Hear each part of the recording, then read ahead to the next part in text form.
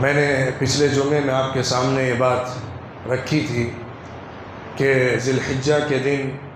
جو ابتدائی عشرے کے دن ہیں، شروع کے 10 دن ہیں، وہ بہت بابرکت ہیں، اور ان کی برکت، عظمت، اہمیت اتنی زیادہ ہے کہ سال بھر کے دنوں پر ان کو افضل قرار دیا گیا ہے۔ صحیح حدیث ہے بخاری شریف کی،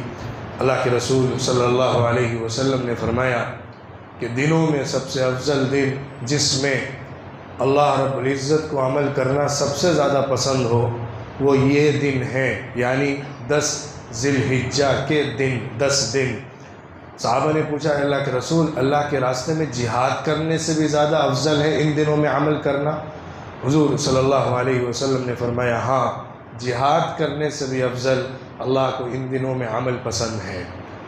الا یہ کہ سوائے ایک شکل ہے کہ کوئی مجاہد اپنی جان اور مال لے کر اللہ کے راستے میں نکل جائے اور پھر کچھ بھی لے کر واپس نہ آئے، اس کا مرتبہ تو بہت بلند ہے، اس کا مقابلہ نہیں کیا جا سکتا، ورنہ ان دنوں کا عمل بڑے سے بڑے عمل سے جو دوسرے دنوں میں کیا جائے افضل ہو جاتا ہے۔ انہی دنوں میں جو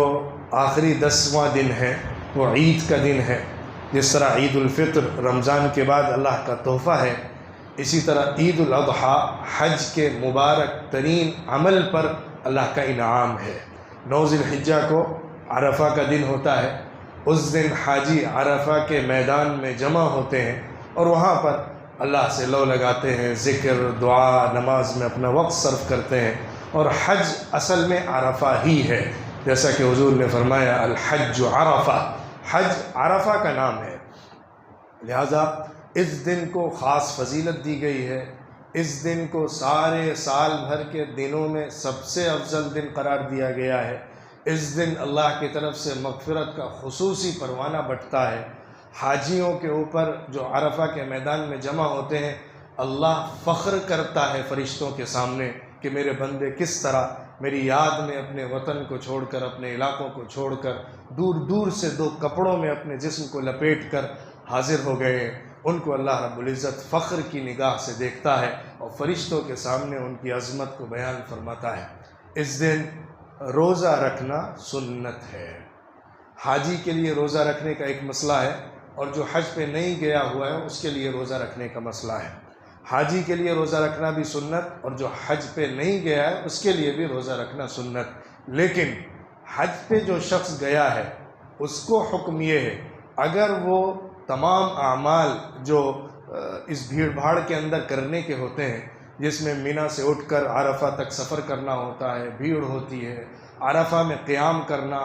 دعا اور ذکر میں دن بھر گزارنا، وہاں کوئی خیمے نہیں ہوتے اور وہاں اتنے زیادہ انتظامات نہیں ہوتے جس طرح کہ منی کے اندر ہوتے ہیں، تو وہاں پر اگر کسی کو اتنی طاقت ہے، اپنے اندر پاتا ہے وہ کہ وہ تمام اعمال پوری یکسوئی کے ساتھ، توجہ کے ساتھ، انرجی کے ساتھ روزہ رکھتے ہوئے کر سکتا ہے، تو اس کے لیے روزہ رکھنا افضل ہے۔ ورنہ جس کو ایسا لگے کہ روزہ رکھنے کی وجہ سے مجھے ذرا کمزوری ہو جائے گی اور میں پھر زیادہ توجہ کے ساتھ عبادت میں مصروف نہیں ہو پاؤں گا، تو اس کے لیے روزہ چھوڑنا افضل ہے، روزہ نہ رکھنا اس کے لیے بہتر ہے، کیونکہ اس دن زیادہ سے زیادہ ذکر، دعا، عبادت کے اندر اپنا وقت گزارنا چاہیے، عرفہ کے میدان کے اندر پوری انرجی کے ساتھ، توانائی کے ساتھ، توجہ کے ساتھ، جذبے کے ساتھ، جوش کے ساتھ، خروش کے ساتھ اللہ کے سے لو لگانے کا وقت ہوتا ہے، لہٰذا اس کے لیے یہ مسئلہ ہے۔ جو حج پر نہیں گیا ہے ان کے لیے عرفہ کا روزہ سنت ہے،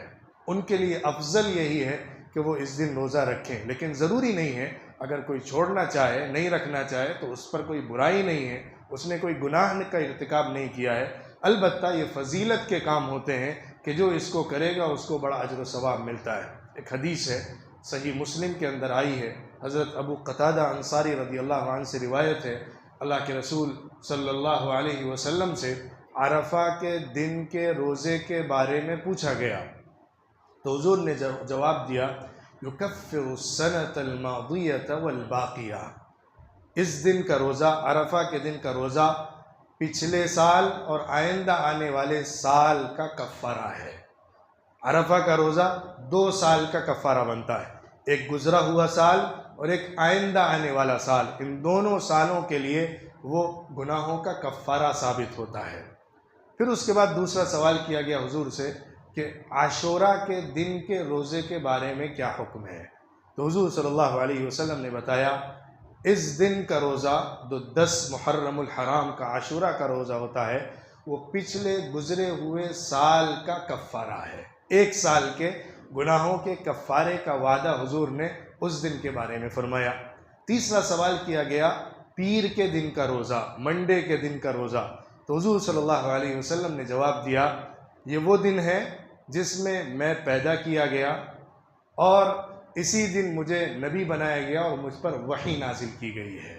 لہٰذا حضور اکرم صلی اللہ علیہ وسلم کا معمول تھا کہ وہ پیر کے دن کے روزے کا اہتمام کرتے تھے۔ تو حضور نے اس دن کے روزے کی حکمت بیان فرمائی کہ اس دن نبوت مجھے ملی ہے اور اس دن میری ولادت ہوئی ہے، لہٰذا اس دن کا روزہ رکھا جاتا ہے۔ باقی زیادہ افضل بہرحال عرفہ کے دن کا روزہ سمجھ میں آتا ہے، کیونکہ حضور نے اس کے بارے میں 2 سال کے گناہوں کے کفارے کا وعدہ فرمایا ہے۔ جو حج پر نہیں گیا ہے اس کے لیے افضل یہی ہے کہ وہ عرفہ کے دن روزے کا اہتمام کرے۔ اب یہ اسی سے متعلق ایک مسئلہ آ جاتا ہے، عرفہ کا دن ہوگا کون سا، خاص طور پہ ان جگہوں اور ان ملکوں کے لیے جہاں پہ عید ایک دن بعد ہو رہی ہے یا حرمین کے مقابلے میں دوسرے دن ہو رہی ہے، تو جو لوگ حرم کے اندر رہتے ہیں، جو لوگ مکے اور مدینے میں رہتے ہیں، ان کے لیے تو عرفہ کا دن وہی ہے جس دن لوگ حاجی عرفہ کے میدان میں گئے ہوئے ہیں اور وہ عرفہ کر رہے ہیں۔ لیکن جو لوگ حرمین سے باہر ہیں ان کے لیے عرفہ کا دن کیا وہی ہوگا جس دن حاجی عرفہ کے لیے گئے ہوئے ہیں، یا ان کے مہینے کی تاریخ کے اعتبار سے جیسا کہ ان کے ہاں چاند دیکھا گیا ہے 9 ذی الحجہ عید سے 1 دن پہلے والا دن عرفہ کا دن مانا جائے گا؟ مثال کے طور پہ ہمارے اس ملک میں اور بھی آس پڑوس کے کئی ممالک میں عرفہ کا دن یعنی جو ہمارے ہاں حج سے عید الاضحیٰ سے پہلے والا دن ہے وہ اتوار کا دن ہے، اور حرمین کے اندر مکے اور مدینے کے اندر جو عرفہ کا دن ہے وہ کل سنیچر کا دن ہے، کیونکہ وہاں عید اتوار کو ہے اور ہمارے ہاں عید پیر کو ہے۔ تو اب وہاں پہ تو عرفہ ظاہر ہے کل ہی رہے گا، کل ہی عرفہ کے دن کے روزے کی سنت ان کے ہاں ادا کی جائے گی۔ ہمارے ہاں عرفہ کے دن کی سنت کل ادا کرنا ہے یا پرسوں ادا کرنا ہے، اس کے بارے میں لوگوں کے درمیان بحث ہوتی ہے، تبادلہ خیال ہوتا ہے، اختلاف ہوتا ہے، کیا کیا جائے۔ میں بہت مختصراً آپ کے سامنے اس کی وضاحت کر دیتا ہوں تاکہ مسئلہ ہمارے سمجھ میں آ جائے اور اس پر عمل کرنا آسان ہو۔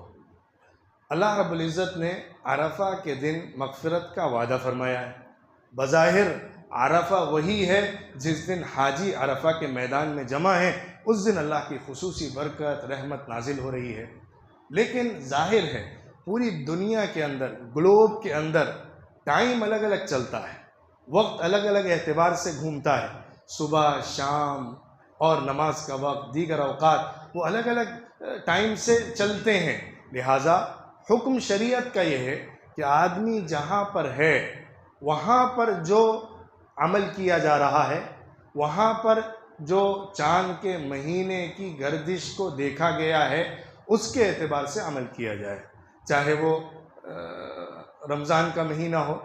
عید کے مسئلے ہوں، اس کے اندر جس جگہ آدمی جس علاقے میں رہتا ہے وہاں کی رؤیت، وہاں سے چاند کو دیکھنا معتبر مانا جاتا ہے۔ اب جو عرفہ کا دن ہوگا وہ ہمارے ہاں اس کی فضیلت، روزے کی سنت،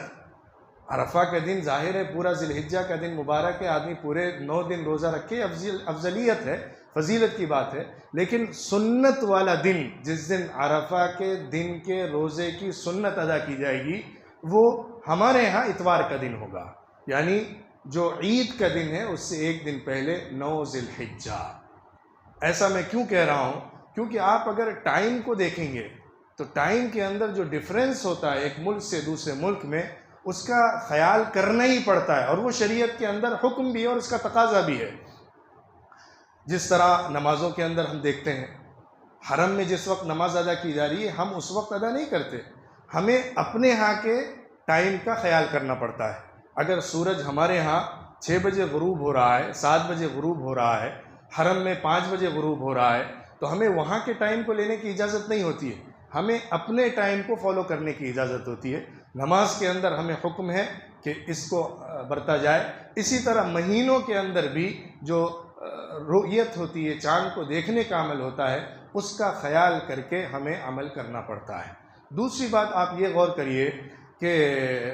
عرفہ کے دن کی فضیلت ہے۔ اگر یہ سوچا جائے کہ جس دن حاجی عرفہ کے میدان میں کھڑے ہوتے ہیں اسی دن ہی تو اللہ کی رحمت نازل ہو رہی ہے، لہٰذا پوری دنیا کے اوپر اسی دن اللہ کا خصوصی انعام نازل ہو رہا ہوتا ہے، تو کیوں ہم اسی دن روزہ نہ رکھیں بلکہ آگے پیچھے رکھیں؟ تو لہٰذا وہ مس ہو جائے گا۔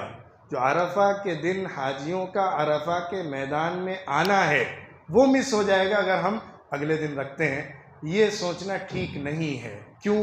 اس کی وجہ یہ ہے کہ پوری دنیا میں جس وقت حاجی عرفہ کے میدان میں ہوتے ہیں وہ دن نہیں ہوتا ہے، بہت ساری جگہوں پہ وہ رات کا وقت ہوتا ہے، لہٰذا ان کے لیے تو وہ وقت ٹیلی ہی نہیں ہو پائے گا، ان کے لیے تو کسی صورت بھی روزے کا حکم ہی نہیں آ سکتا ہے۔ ظاہر ہے رات میں تو روزہ نہیں رکھ سکتے۔ اب USA وغیرہ میں اور بھی یورپین کنٹریز کے اندر جب حرم کے اندر ہمارے ملکوں میں جب دن کا وقت رہتا ہے تو وہاں رات رہتی ہے۔ اب جو عرفہ کے دن حاجیوں کے قیام کا وقت ہے وہ ان کے لیے رات کا وقت ہے،